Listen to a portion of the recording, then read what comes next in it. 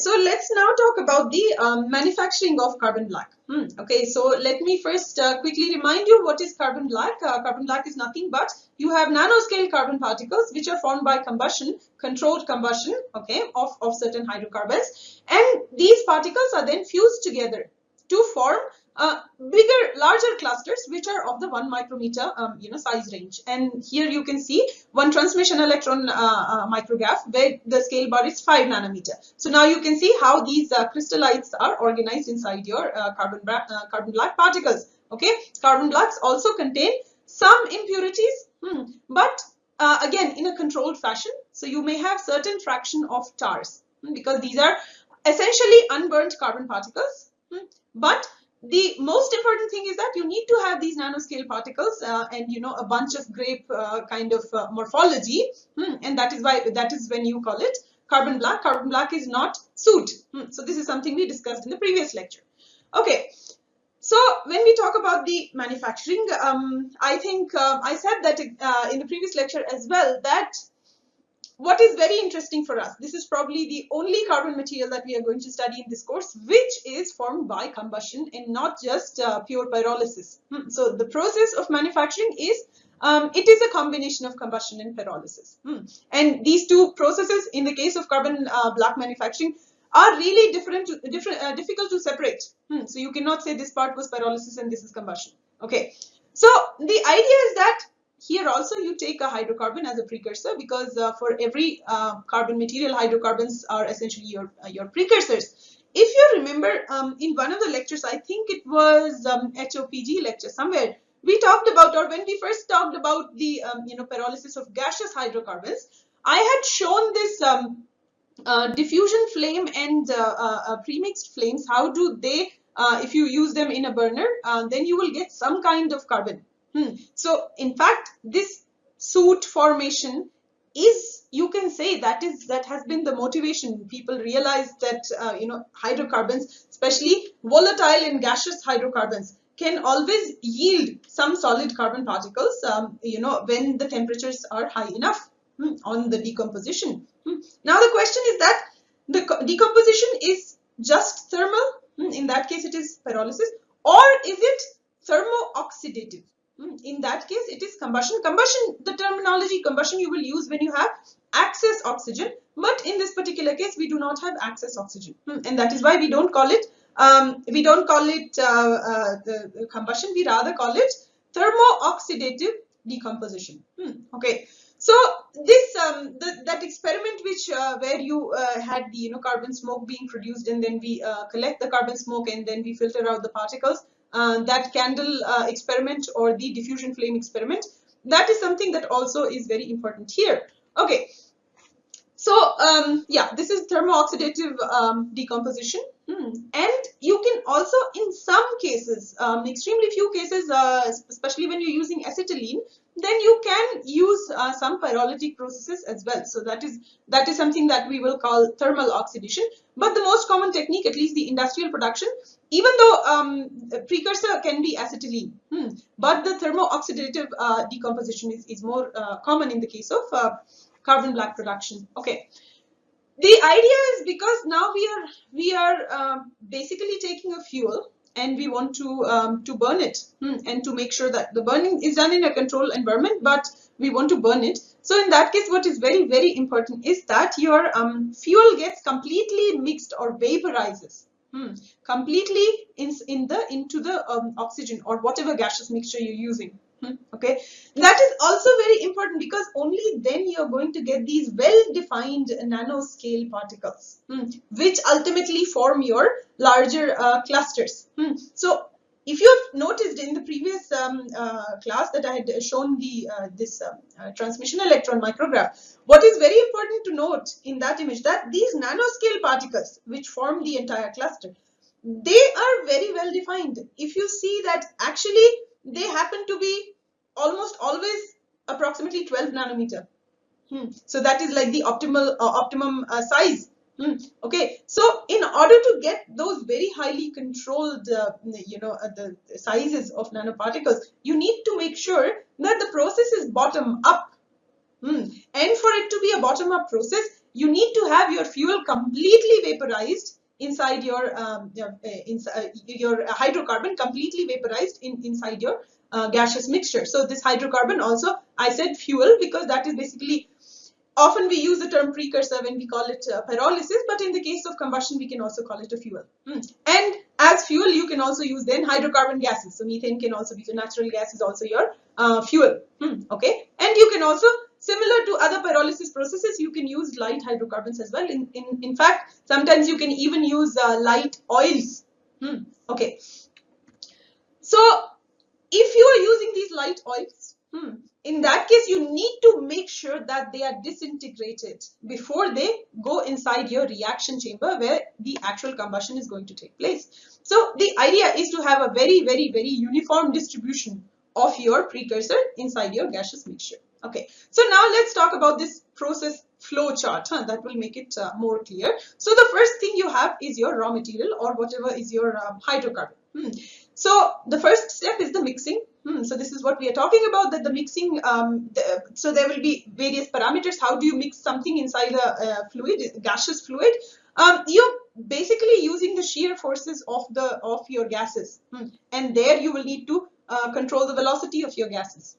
So that is one option. Now it depends. You of course will need to optimize the concentration of your fuel inside your gaseous mixture, which by the way definitely contains oxygen or air. It is sometimes also called combustive air. Okay, so the optimization parameters. So here I have written in black color, I have written the parameters that need to be optimized at that particular stage, or at least the main parameters. Okay, so here you're going to control the pressure. You're going to control definitely the temperature. The temperatures here are often 700 to 800 degrees already.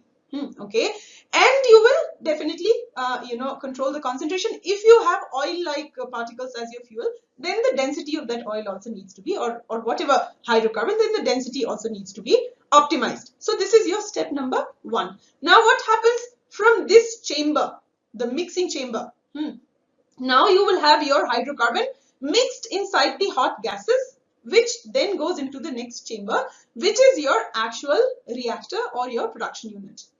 So now these reactors can be of different types, and also the scale can be different. Again, the carbon black production is, there are plants where you have hundreds of thousands of tons of carbon black being produced every year, or you will have also slightly smaller scale carbon black production plants. So depending upon that, and also depending upon what is the process. So there are 4 or 5 different ways of making carbon black, which we are going to discuss in the subsequent slides. The point is that based on that, your reactor design can differ. You may have a furnace and not really a reactor, but you can also have a reactor. You can have a fluidized bed reactor, similar to what you had in activated carbon.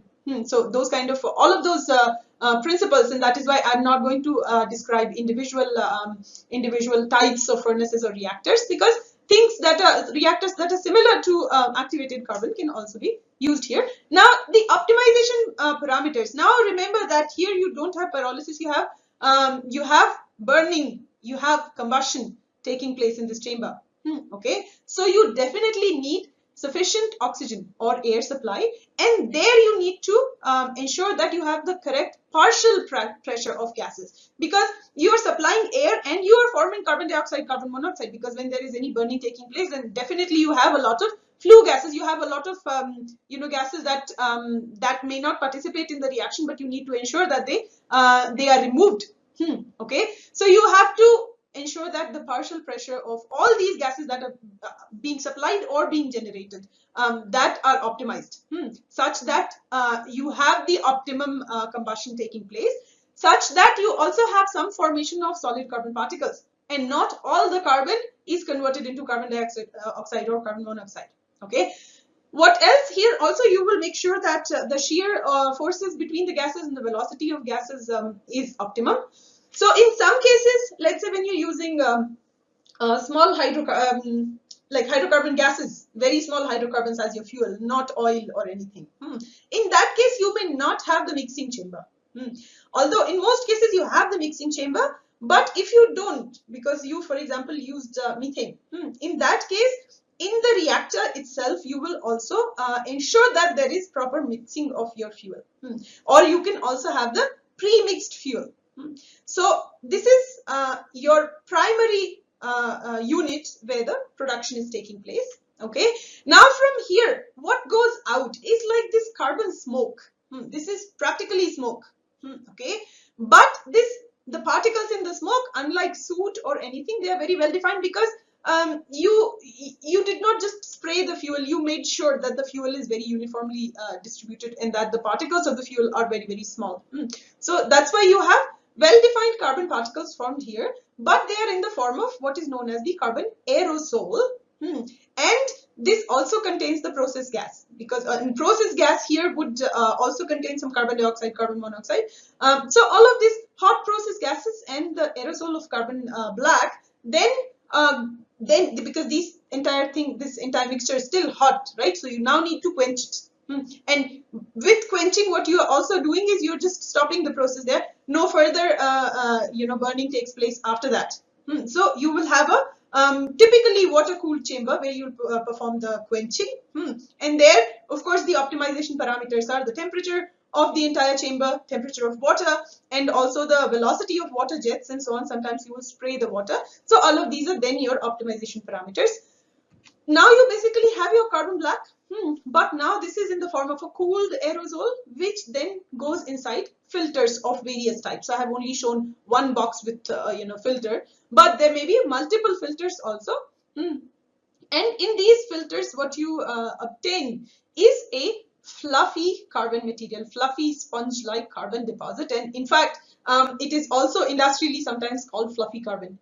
So now you get your fluffy carbon deposits. That is essentially your carbon black, which you will further now, if you want to sell your carbon black in the form of pellets, then you will perform pelletization, which could be dry pelletization or wet pelletization, or you can also perform further processes. For example, in some cases also oxidation is performed for these particles, because oxidation then further lowers the density, because some oxygen will consume your carbon particles, right? So you can even get in some cases you can even get hollow particles. So in that case, the density is much lower.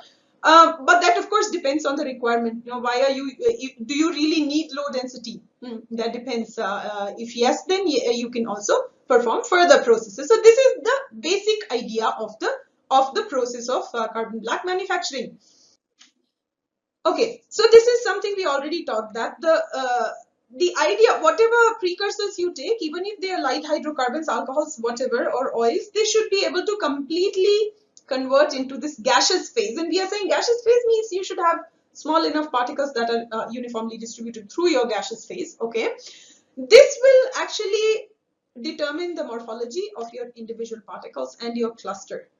So also by tuning, this is it, by changing your the hydrocarbon precursor, or by also changing its distribution, the concentration of your hydrocarbon precursor inside your gases. That is what determines the size of the cluster, because cluster size is important. The nanoscale, the smaller particles that make the cluster, their size is often already defined, because this is a bottom-up process, and this is there is a certain optimum size, 10-12 nanometer. That is where those particles will stop growing. So that is already well defined, but the larger particle size and the morphology can be slightly tuned, not very much, but slightly tuned by optimizing these parameters, especially the concentration and distribution of your hydrocarbon inside the gaseous mixture. Okay. Now, what is important? So I said that you can have different types of furnaces or reactors.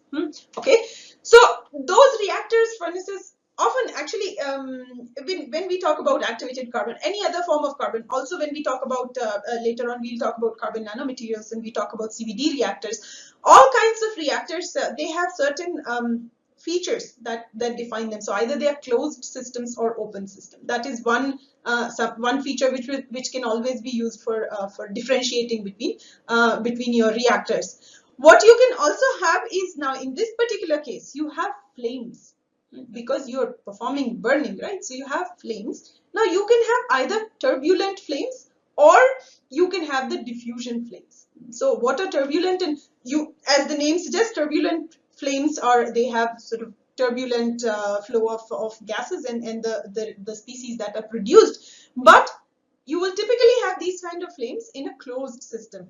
So closed furnace-like system will have, if you have flames there, then you will have turbulent flames. And the open flames which have enough oxygen will typically be diffusion type flames.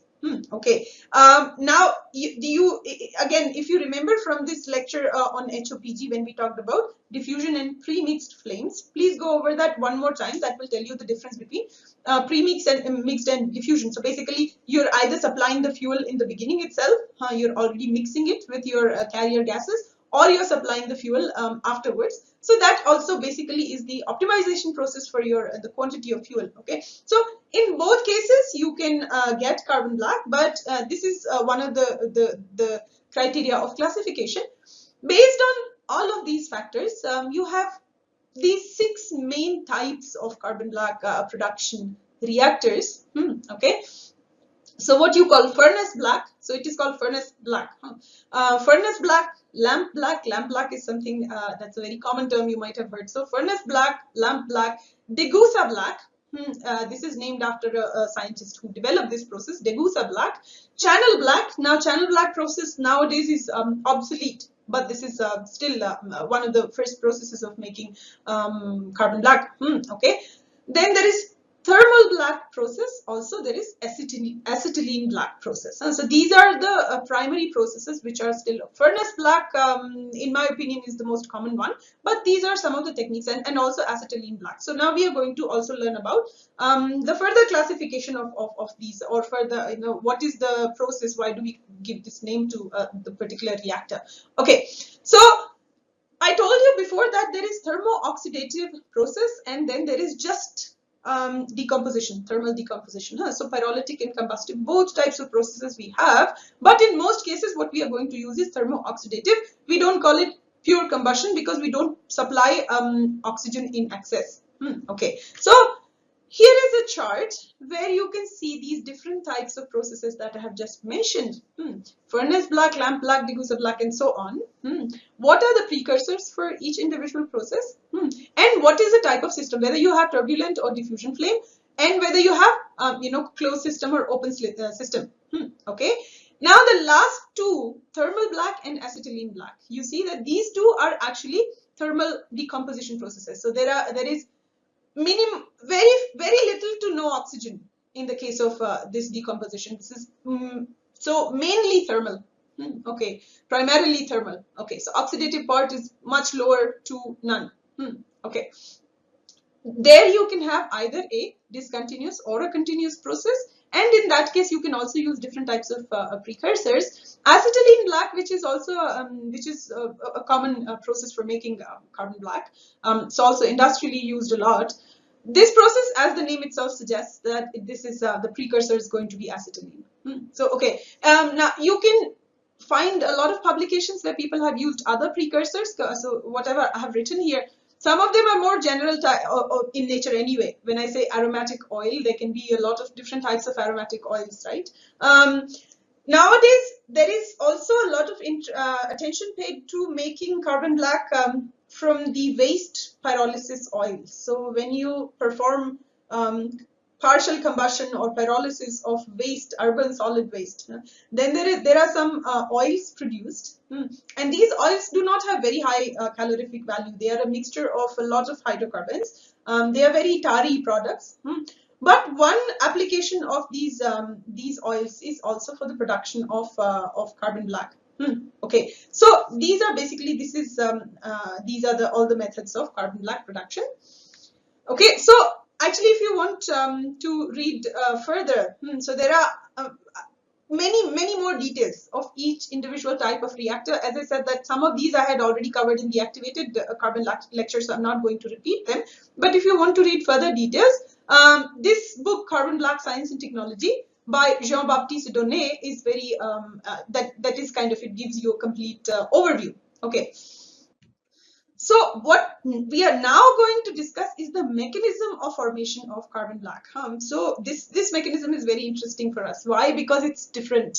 It's not pyrolysis. Whenever we have pyrolysis, we have a hydrocarbon decomposing, and then we have small reactive carbon species are formed, and then they combine together, and then often we are using catalytic substrates.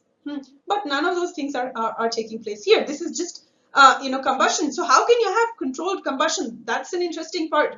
Everything can be burnt, and then we know that when something burns, carbon particles are produced, and those particles are also sometimes polluting the environment and whatnot. But can we also have this very highly controlled combustion? And if yes, in that case, how do we do that? So that depends on the mechanism of the formation of the carbon smoke. Okay.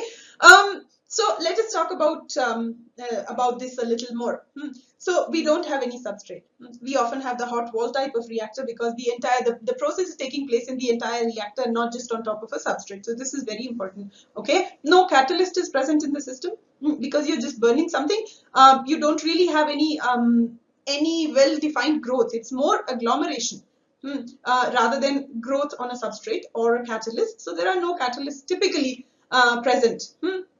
And the idea is that the hydrocarbons are unburnt or partially burnt, and that is why they also contain some tars and so on. Okay, so if you want to understand the mechanism, we can divide the process into 5 different steps. And so again, they can be 6 steps, or these are 5 main steps. Now each step can also have certain sub classification or sub steps. So let's see what happens. First thing is that the initial combustion reaction. So you know that you have this reactor with you have the fuel and the mixer, and you already have high enough temperatures there. You have 700, 800 degrees. So there is some initial combustion taking place. That initial combustion is already generating certain type of carbon species, and those are still hydrocarbon species. They can be hydrocarbon as well as carbon species. So this is going to be slightly different from pyrolysis. So if you perform pyrolysis of methane and then you do certain gas analysis using, say, mass spectrometry, then the kind of species that you're going to find are going to be different compared to what you're going to find here, because you have oxygen present. But there is some sort of plasma, some type of mixture of ions and reactive species that is being formed during the initial combustion. That is your step number 1. The second part, now already you get these smaller nanoscale particles, they start to form. So there is a nucleation in growth. Okay, and then once you have these large enough particles, although this happens pretty fast within seconds, but once you have large enough particles, now these particles start to agglomerate, and then the agglomeration, also this is a very important step, and if you suddenly quench it or suddenly change the conditions inside your reactor, in that case you can also stop the agglomeration at a certain point. Okay, so now you will have the agglomeration, and then you can also say the nucleation of the agglomerates. So earlier we were talking about nucleation of the nanoscale particles. Now we talk about the nucleation and surface growth of the agglomerate. So small agglomerate will then, so first like few nanoscale particles come together, and then more start to attach onto the same cluster. Sometimes you can even have large chain like the chain of clusters can also is also possible. That is in fact that often happens. Okay. So this is there's one more step of oxidation. So as I mentioned, oxidation is inevitable in this process, right? Because you have oxygen. But why don't all carbon particles just get oxidized? Well, because we have a controlled amount of oxygen. Okay, sometimes you will also after the agglomeration perform another step, essentially to oxidize some of your tar-like materials, and some of your carbon also gets consumed in that. So these are different process steps. Okay, what is the initial reaction? So when we are talking about this initial combustion, so you have a hydrocarbon, you have oxygen, and then you have the formation of, well, carbon monoxide and carbon dioxide. So this is typically what you see, and also there may be some hydrogen that is formed. Okay, so this is the initial reaction. If you carefully observe this reaction, you will see that when the value of M is greater than 2 times Y, so you see where is the M and where is, so this is CmHn type of hydrocarbon, and then you have Y oxygen, O2. Okay, so when the value of M is greater than 2Y, which if you will calculate, you will see that means the carbon to oxygen ratio is greater than 1. In that case, your carbon particles should be formed. But Often in practice, it does not happen. You can have slightly higher or lower ratios, but in principle, this ratio of carbon to oxygen should be greater than 1 in order to have this react for this combustion to take place. Okay. But this is also one more very important thing here is that this is often a non-equilibrium process. The formation of carbon black altogether is a non-equilibrium process, and that is why it also makes it very difficult to analyze and to figure out exactly what should be the process parameters. Because this is a non-equilibrium process, most of the thermodynamic and kinetic aspects that we talk about, they are valid only for equilibrium conditions, equilibrium reactions, and this is especially when we continuously provide the oxygen, this is a non-equilibrium process, and that is also the reason sometimes you will have the formation of carbon even at 0.5 carbon to oxygen ratio, but in principle it should be greater than 1. So for equilibrium conditions it should be 1.03 or something, just above 1. Okay, so I said that this initial combustion takes place. Okay, a lot of carbon species are formed. Some of them I have mentioned here. So CH, C2H, CHO, and all of these OH species, of course. If you have any nitrogen present in your system, in your precursor, then you will also have ON species and so on. So you see that there are so many different species. What is also very important is you have C2 molecules.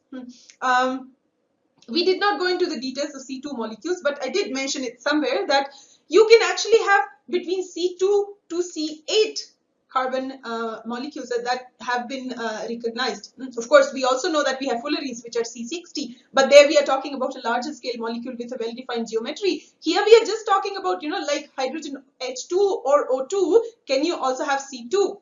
So yes, but this is an unstable molecule. You can, in fact, during these processes, during the combustion and pyrolysis of hydrocarbons, this is where you often find these kind of interesting carbon species. So we have C2 also present when you do the gas analysis mass spectrometry. Also you have CH in all of these species that I have mentioned here. You can also see that you will still have some methane present. So of course this will depend upon what is your hydrocarbon precursor. So in that case, but these are the possible species, or these are the species which have been experimentally validated in such systems. And also you will also have some polycyclic aromatic hydrocarbons. You will also have some benzene formation, some naphthalene formation, or whether you have a larger, sometimes the larger hydrocarbons will dissociate and form benzene and naphthalene. Sometimes the very small hydrocarbons like methane above 500 degrees centigrade may even form carbon species which will then cyclize at around 800.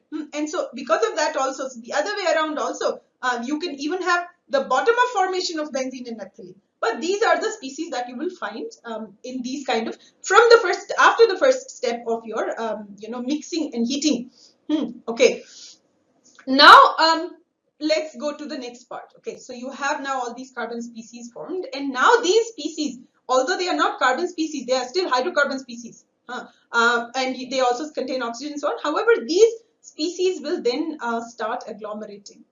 Okay, and they will now form nanoscale particles, and these particles, compared to the initial species, of course they have much higher carbon content, so much higher carbon to hydrogen ratio now after the agglomeration. So this is the nucleation of your nanoscale particles, nucleation of the small units that ultimately form the carbon black. Okay, one more important thing is that all flames contain ions.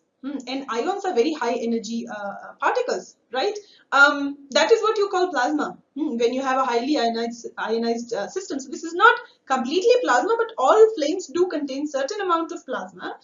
And this plasma is always high energy system, and the interaction between two molecules and the interaction between one ion and one molecule, if you compare their energies, there is a higher probability and higher transfer of energy when there is an ion interacting with a molecule or a species.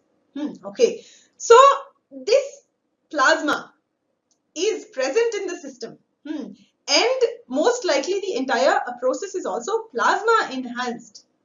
Okay, so basically these ions enhance the formation of carbon particles, the nucleation, and especially during the growth part. If not nucleation, definitely during the growth part, plasma is also helpful. Okay. Now these small particles, now we already have these small particles. Now what happens is they collide with each other to form larger particles, and there of course you have colloidal force, there you have interactive forces that are very important. There's something known as the sticking collision, so they stick to each other after the collision, and they do not bounce back. Okay, so this sticking collision takes place now, which now has the nucleation of larger particles and the growth of larger particles. And that can be represented using this relationship. So the rate of growth of the number of particles, the larger ones. So agglomerates is the term that I have used here. That n, if you n is the number of particles, and how what is the rate of the growth of or the increase in the number of particles, if I call it dn by dt with respect to time, then there is this formula nn plus ne, where you have the nucleation rate and coagulation rate. Coagulation is coming together, agglomeration. So based on, of course, so you basically have at the same time nucleation of larger particles and the growth of larger particles. That both both of these things are happening at the same time. So both of these aspects need to be factored in, and that's how we find out what is the growth of the particles in the system. Okay, so a few more things about the growth. So we now talked about the nucleation and growth of the larger particles, which we can also relate directly to the surface growth, right? So when the particles are growing, basically their surface area is increasing. Okay, so this is the next step, so to say. It is at least studied independently as a surface growth. So more and more particles start to attach. So you have a small one, and then more and more particles start to attach. Somehow they stop at approximately 1 micrometer. Okay, so this is the surface growth. Why is this happening? Because it provides stability to the particles. You can see that these are turbostratic particles, and even within the turbostratic particles, the nanoscale particle, if you see the microstructure, you don't have a very good order. You only have a short range order. Okay, so even the bonds within the carbon sheets and among the carbon atoms are not so strong. You also have a lot of defects. So altogether, these are not very stable systems if you think about each nanoparticle. So in order to gain stability, it tries to attach or stick to another similar particle. And these large particles then provide an overall structural stability. Otherwise, single individual carbon black particles would be rather unstable. Okay, so because as I said, so there are weak forces within the carbon sheets that compose that are microstructurally present in your carbon black particles. Okay. So now we have the particles, now we have the clusters, and the final step is one more oxidation step. You often perform this step because for two reasons. One, you want to still get rid of some tarry particles if there are because there are impurities there, and also you want to decrease the density of your particle. So some carbon will be consumed, and in fact this needs to be done in a highly controlled fashion. Otherwise, all of the carbon will be consumed. But if you are performing it in a controlled fraction of oxygen, in that case, you're basically just reducing the density a little bit. The overall concentration of the particles inside your chamber will also reduce, because some carbon will definitely get consumed at this point. So now you will perform. So oxidation makes your particles also more reactive, because the surface becomes more, you can also induce certain functional groups this way. Okay. Yeah, so you need to, however, do it in a very controlled fashion. Okay, so these are basically all the parameters of these are the steps in your formation of carbon black and the mechanism. Okay, now we can also think of some optimization parameters here. Temperature, of course, temperature in all cases. Anything that is happening at high temperature needs to be temperature controlled. But here also it's very important that each step, the mixing step, will also have a certain temperature. Then the reactor is between 1300 and 1500 degrees centigrade in most cases. So the temperature needs to be controlled. And also when you perform the quenching and then collection and so on, oxygen concentration, of course, otherwise it will burn your particles completely. You don't want to do that, otherwise then it will become more like soot. Also the flow rate, again, if the flow rate of gases, and depending upon your precursor, if you have the oils and so on, what is the concentration of your oil inside your chamber, the fuel species basically, that also needs to be controlled. Otherwise, if you have too much, if your fuel saturates your entire chamber, in that case you may end up getting larger fuel particles or larger droplets in the case of liquid hydrocarbons, and those will then form soot rather than carbon black. So then you will get these larger particles also attached to your carbon black substrate, the particles. Okay.